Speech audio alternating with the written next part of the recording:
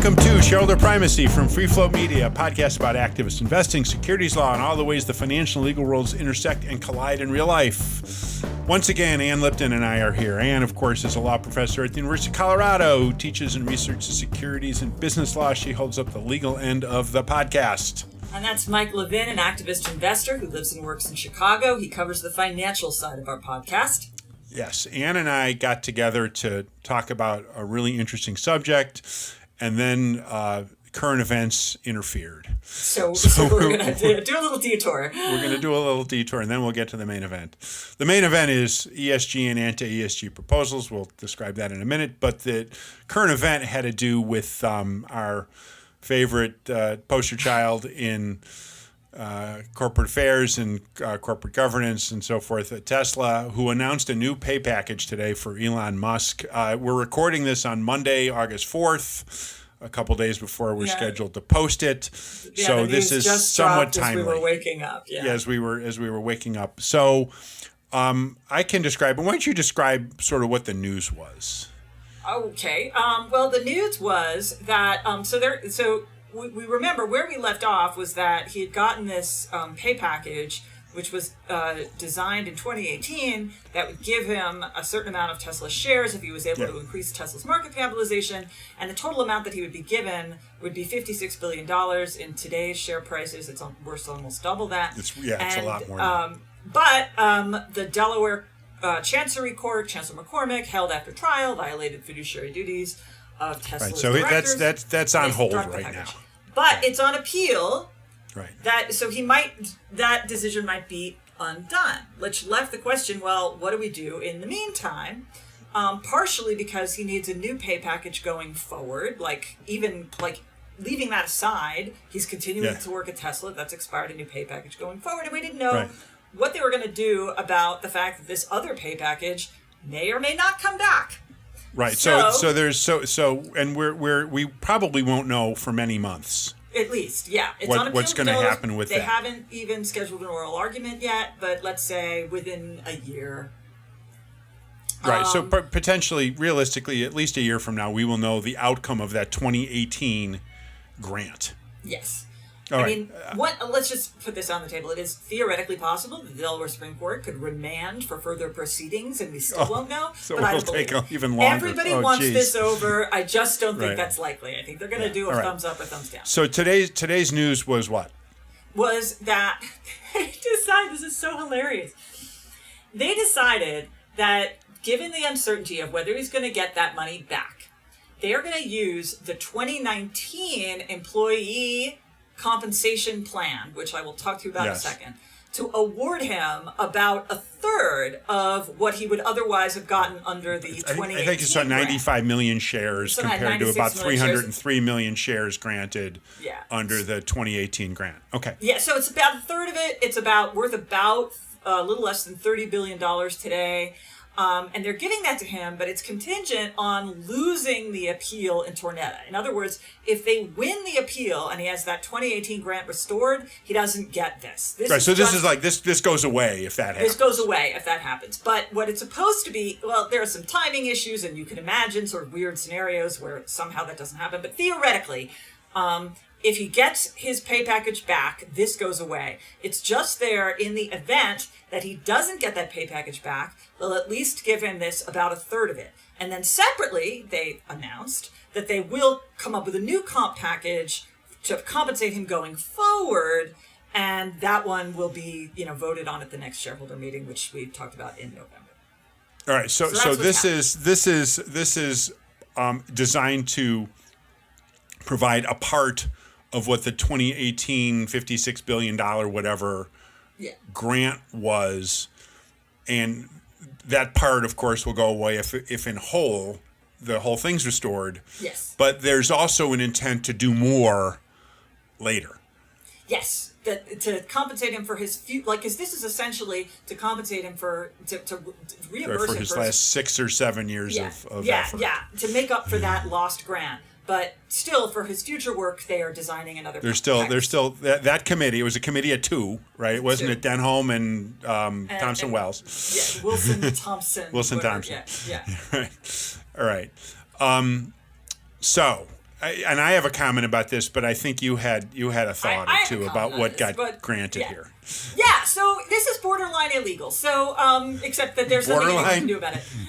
Possibly illegal. So, one of the things we talked about, we had a podcast, I'm losing track of which one it was, but we had one about the Tesla annual meeting and like what to expect. Yeah, it was like last month. Yeah, and one of the things that we said was that we expected them to come up with a new pay package, and we expected a shareholder vote on it. Now, the reason that they have to have a shareholder vote on it, though this is important, they have to have a shareholder vote on it because Tesla's traded on NASDAQ, and NASDAQ requires shareholder approval of new equity compensation packages. Right, that's just a listing rule. That's just a listing rule. And what we said was normally, in the past, they've had shareholder votes on these things because they're conflicted transactions, and you have a shareholder vote to cleanse them so that they'll be subject to business judgment review. The reason the 2018 grant was not cleansed was because, among other things, the court held that the proxy statement was misleading, and so shareholders were not fully informed when they voted. Now, Tesla doesn't have to worry about that, really, because they're moved to Texas, where they have this bylaw now that says that you can't bring a derivative action challenging what they do unless you have 3% of the shares. And since that's essentially nobody, I mean, it's there's zero, nobody, there's almost nobody, right? They don't have to cleanse interested transactions. They can do whatever they want. No one can sue over it. So, but we said if they awarded him this new compensation plan, they were going to have a shareholder vote under NASDAQ rules because it's a listing requirement. Are they having a shareholder vote under this package? You mean for today's package? Yes. The answer is no, they're not. And the reason they're not, they're claiming it's not a new grant.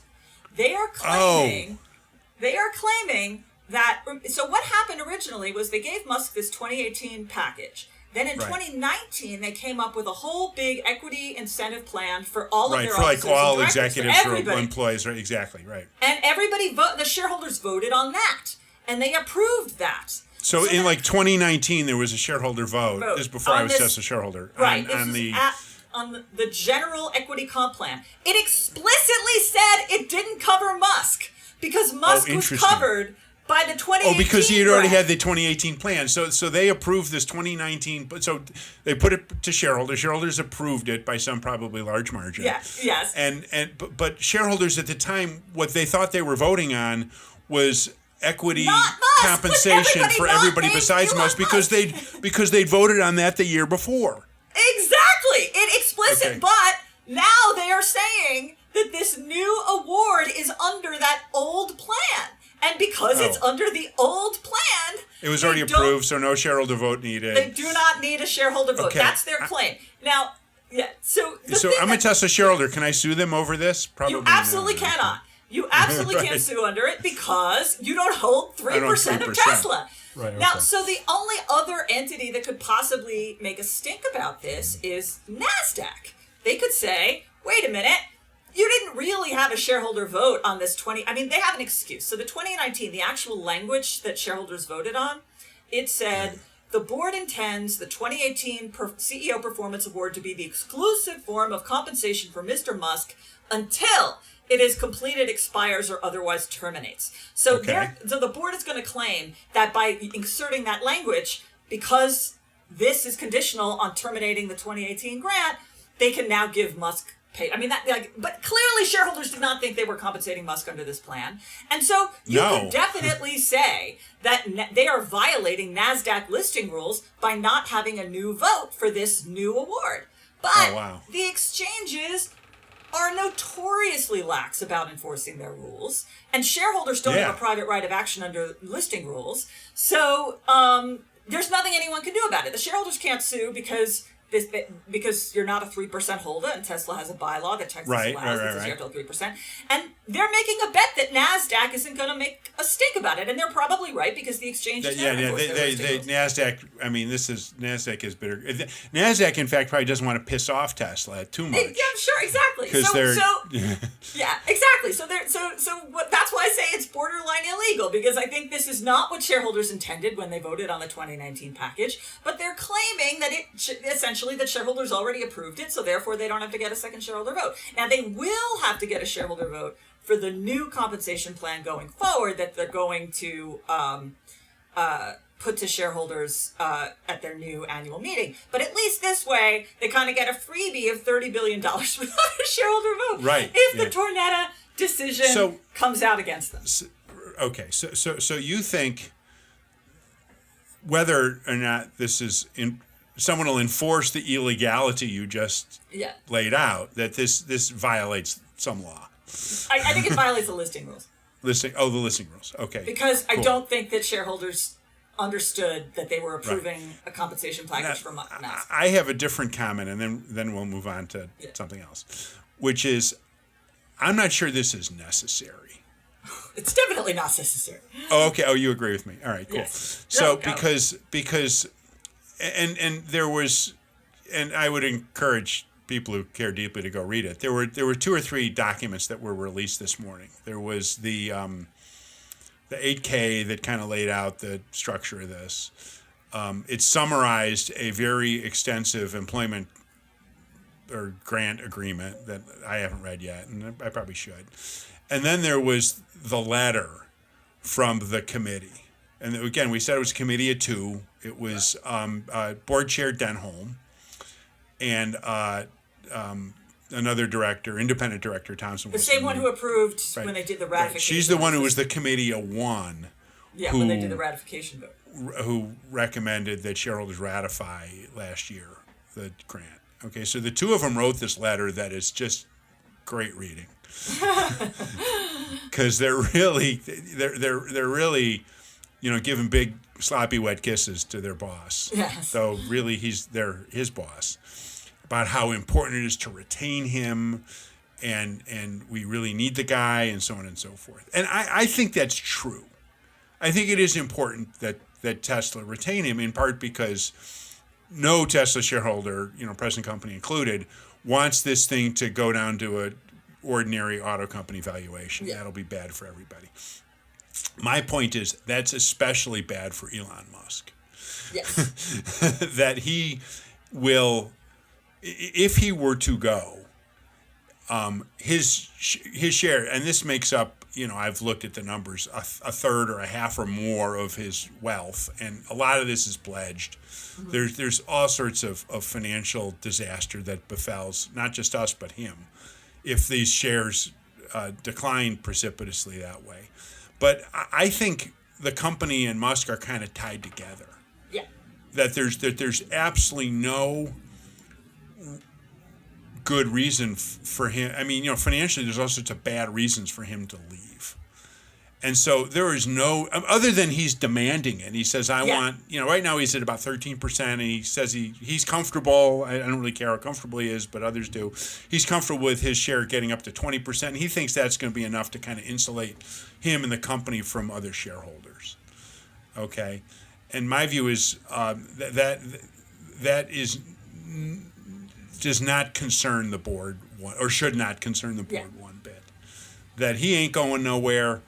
They got him locked up, and even one more share is a waste. Yeah, but exactly. That's me. No, I think you're absolutely right. So 2 things about that. First, that's part of the reason that McCormick struck the original pay package. One of her rationale, remember, I really just need to emphasize the logic here. The logic here of striking the pay package was that normally she would defer to the judgment of the board and the judgment of shareholders, except that she found that the board was too close to Musk, they weren't independent, and the shareholders weren't fully informed. So given that she had no one to defer to, because there was no independent decision maker, she had to decide on her own whether the pay package was fair.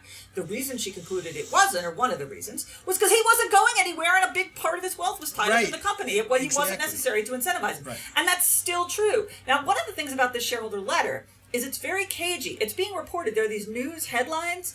Musk threatened to leave unless he got this. That is not what the letter says. The letter says very cagely, we want to ensure his continued services. But it nowhere says that he threatened to leave. And I think you're right. He can't go anywhere. He in fact affirmed in sworn testimony in Tornetta that he ain't going anywhere. Yeah, that's in the record. And that's exactly right. It's because if they replace him, then suddenly Tesla's a car company, the stock price drops, and the person hurt most by that is Elon Musk. Right, and his creditors. Yeah. That's the thing, is he's pledged a lot of shares, and he's going to have to come with a lot of cash when that margin call comes in, and that's going to hurt.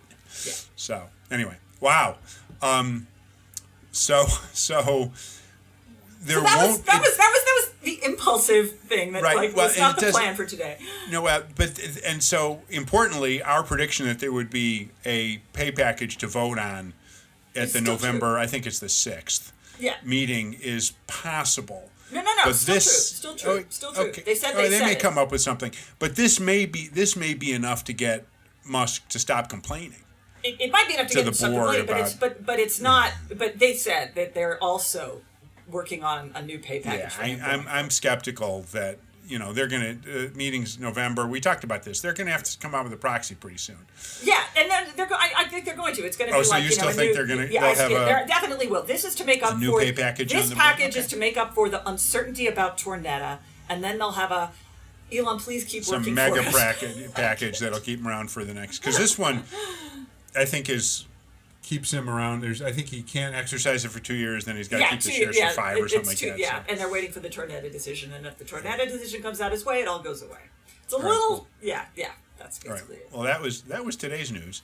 Yes. Why don't we do this? Let's take a quick break, and then we can talk about what you and I originally set out to discuss. All right. Yeah. So we'll return to talk about ESG and anti-ESG proposals here at Shareholder Primacy.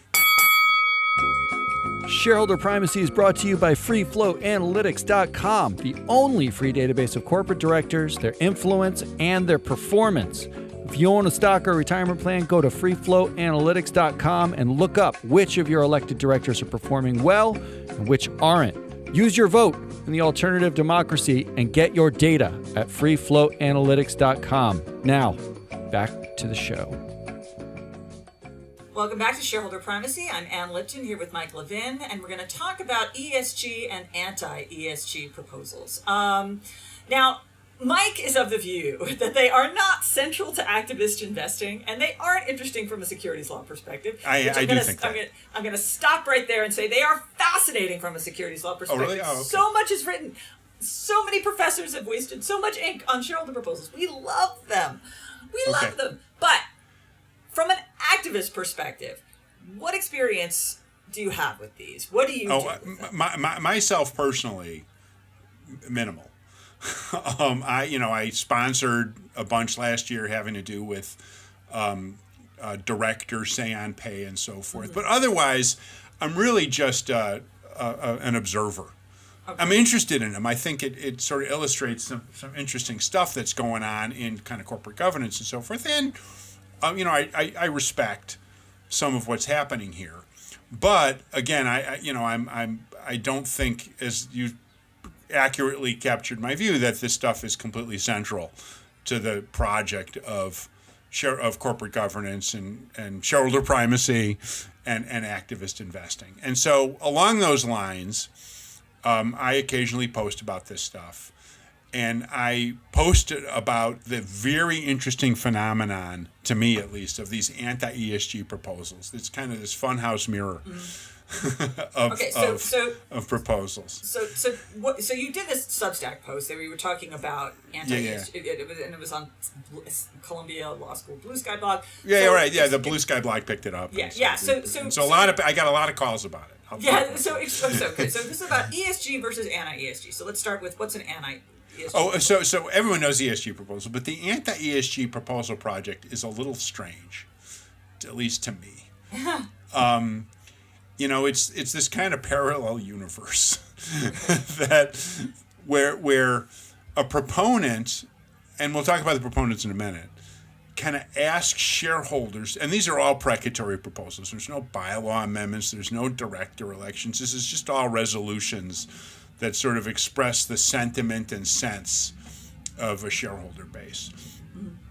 But all the proposals, and there's a lot of them this year, relatively speaking, express kind of this opposite to ESG or DEI stuff. So it's worth noting who the proponents are. Okay, we know all the ESG proponents. It's a whole mix of pension funds and independents and individuals. John Chevedden's a famous one. Right. Jim McRitchie, As You Sow does a bunch of these. Those are the conventional ESG proposals. And again, they have a lot of experience in it. They're very skilled at this kind of thing. There's really only two major proponents of these kind of anti-ESG proposals. One's called the National Legal and Policy Center. The other is the National Center for Public Policy Research. And I haven't really explored them. I haven't figured out who their donors are and so forth. It's worth noting that they essentially are Washington, D.C. lobbying firms or lobbying organizations. Right. Okay, they're not like investors. They're not, it's not like they have a bunch of portfolio companies that they're, trying to manage. So they seem to do their anti-ESG advocacy kind of as part of their overall anti-DEI or whatever advocacy, like in Washington. No one there is like, some sort of portfolio manager or some sort of a stewardship expert. These are all kind of lobbyists. Mm-hmm. Now their proposals, and it's, there's, like I said, there's been a bunch of them, are, things you'd expect. There were a lot of proposals here to remove DEI. Right. Goals from executive comp plans. A lot of companies added, to a little tiny slice of your bonus is going to have to do with how well you do with diversity if you're a CEO. Right. And there a lot of proposals were urging companies to stop doing that. Right. To stop adopting goals for climate change, or to, your emissions are going to go down or something like that. Or, okay. This gets interesting. There were some proposals that were straight corporate governance, like adopt an independent board of directors chair, okay, or declassify a board, okay. Again, these are all precatory. So there were some really interesting ones. Those come from totally normal shareholder advocacy. Oh yeah, right, yeah. Right. John Chevedden could have written those, or I could, okay, or whatever. All right, and then there are some new ones about need to assess the impact of artificial intelligence on a company and its business. But some of their diversity ones, though, they're not just remove executive comp. Like at Costco, or maybe it wasn't Costco. They tried. I think it was a Costco. They tried to just don't have diversity goals at all. Yeah, right, exactly. Get rid of your whole program or something. Yeah, right, exactly. So that's kind of the project that they've worked on. Now, these kind of cropped up. The first ones were filed 4 or 5 or 6 years ago. Again, it was pretty new, with like a handful of these. This year, in 2025, there were about 120 of these were submitted to U.S. public companies. So something like 20% of all proposals submitted this year were these anti-ESG proposals. And, they went through the typical no action stuff and so forth at the SEC. And then they got, surprise, surprise, the average voting support among, not all 120, some were excluded. The average voting support was like 2%. It was like nothing. Yeah. Okay? And so I wondered, okay, what's going on here? Oh, the other thing that happened was that obviously these proposals annoy the ESG community immensely. Okay. See, I don't think they should be annoyed. I think they should be delighted, but that's me. That there were why? That's cool. Why? Because they get 2%. Oh, they should be delighted. Oh, yeah, right. No, the presence of the proposals annoyed the ESG community, but the 2% led to a lot of elation in that community. There were quotes about how... Yeah, but that's why. Since they do so poorly, let them vote. Let right, of course, and some sort of proposal at Apple won only 3% support, and an ESG, a conventional ESG proponent was saying, Apple investors today have made it clear that the company's DEI programs are valuable for its staff and its business. And then there were a lot of similar kind of celebration at that very low level of support. Mm-hmm. And they were pointing to that as investors really, really oppose these anti-ESG stuff, and investors really love the DEI programs. And now that, in fact, may be true. Okay, but I then wrote a post that said, I don't know if that celebration is exactly on target. That in fact, I attribute that very low level of support to an overall trend that the big institutions, the big three, the top 20 or whatever, just don't like shareholders' proposals that much anymore. Okay? That they kind of don't necessarily oppose completely the whole idea, but that their affinity for these, which was higher years ago, has declined dramatically. And so I wrote in the post that, average support, and this is after, a couple decades of trying, average, at least I saw one study, that average support for all ESG proposals, not including the anti-ESG ones, was somewhere in the range of 10-12%. And I said, that was after many years of effort. For a few years in the past, it was higher. Now it's gone down. Right, it's declined. Yeah. And again, that doesn't necessarily mean, and what my point was, that it doesn't necessarily mean that these proponents, that the investors really, really hated this anti-DEI and really wanted companies to adopt the DEI stuff. I just think that anyway, so I got I get yelled at by 3 separate ESG proponents saying, what are you thinking? What are you doing? And so I just wanted to make it clear that I was trying to make a very specific point. Not really having to do with, the value of the ESG proposal project. Have you been talking to investors about their views on this? Yeah, I've talked to a few. And it's funny because I again, I'm not out there rounding up support for ESG proposals routinely. Right. Mm-hmm. But I did have this thing last year where I was trying to get support for this one specific idea about the shareholder vote on director count. I talked to everyone at the big three, talked to the proxy advisors, talked to a bunch of other big shareholders. And they, to my mind, I would summarize their attitude to what I thought was, again, I thought it was great, but was proposal fatigue. Was that the stewardship teams and so forth and the leaders, and I talked to some, heads of stewardship at some of these big, names people would know. And they said, my sense, my takeaway, these are my words, was we're kind of tired of all this stuff. That the proposals are getting more and more esoteric. They're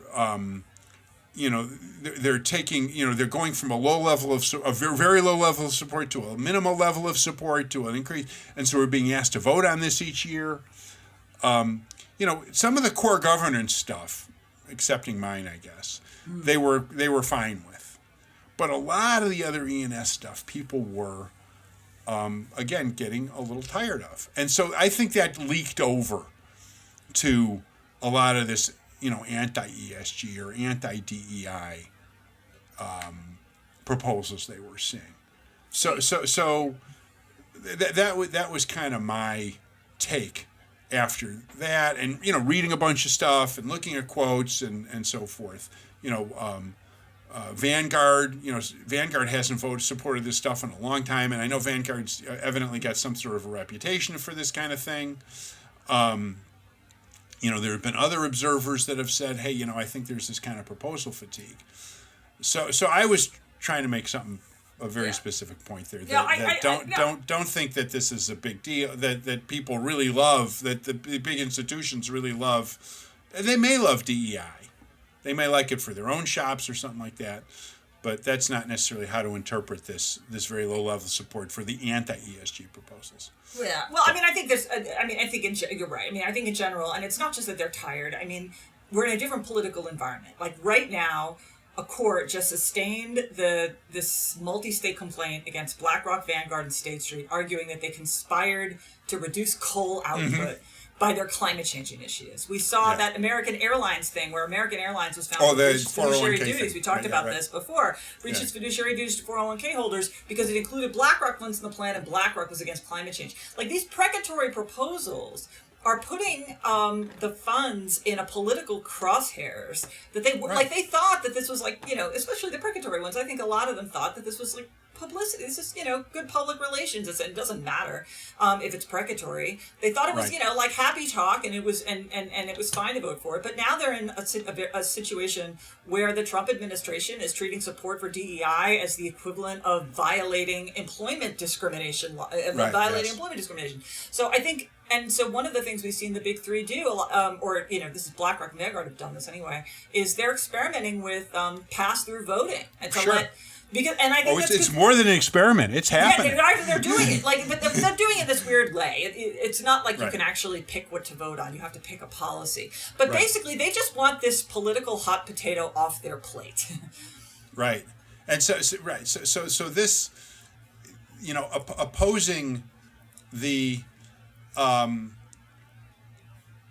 anti-ESG stuff, again, is another way to take it off their plate. Yeah. Not to just not get involved. Right. And I've long thought that, look, all these big investors are happy to have stewardship teams that really reach out and do this kind of thing. But even the stewardship teams are, and it's, unfortunately, it's a bit of a cost center. They don't make money from this, the big funds. So, the idea that they could focus on proxy contests, focus on corporate governance stuff and so forth, and not necessarily have to research and pay the proxy advisors to research one or another climate proposal or diversity proposal is the dirty little secret is they're not I don't think they're too unhappy about that. Yeah. So anyway, like I said, I wanted to sort of make that comment for all the people who saw the post. We can put the post in the show notes for people who care. Yeah. That I was trying to make a real specific point about what investors think of all proposals, rather than they seem to really like DEI stuff. We don't know. That's not the right kind of evidence for this for the kind of at least the kind of happiness that people were expressing over these low levels of support. So Right. Anyway, so that's mostly what I really wanted to say there about that. So I think we can probably we're going to definitely return to the Tesla stuff. We're going to talk about that. Yeah. I imagine we'll probably put something on our production schedule for once the meeting gets Once the meeting put once together. We'll they sort of see what's schedule there. the oral argument in Tornetta. There's a lot going on there. We should wrap up, but before we wrap up, we have a couple things. We should mention our mailbox. We keep talking about that. I don't know if you want Yes. Yeah. Yes, we keep saying that we are accepting emails with suggestions and questions. We do get to the mailbox. We get slowly because we do this once a week in August, a lighter schedule, but we are getting slowly through the mailbox. So if you have a question or something you would like us to talk about, you can email us at shareholderprimacy, one word, at freefloat.llc.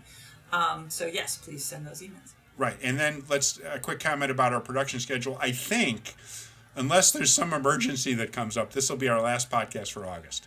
Okay, and but then we'll be back.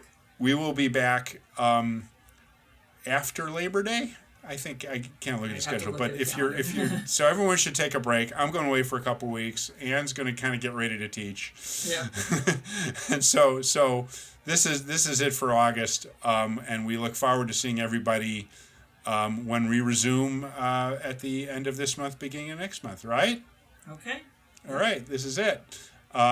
We'll see you, Ann, in 3-4 weeks. Yep. But for the meantime, this is Shareholder Primacy, hosted by Ann Lipton and me, Mike Levin. I'm an independent activist investor and advisor to investors about their activist situations. Ann is the incoming professor of law and Lawrence W. Demuth Chair of Business Law at the University of Colorado Law School.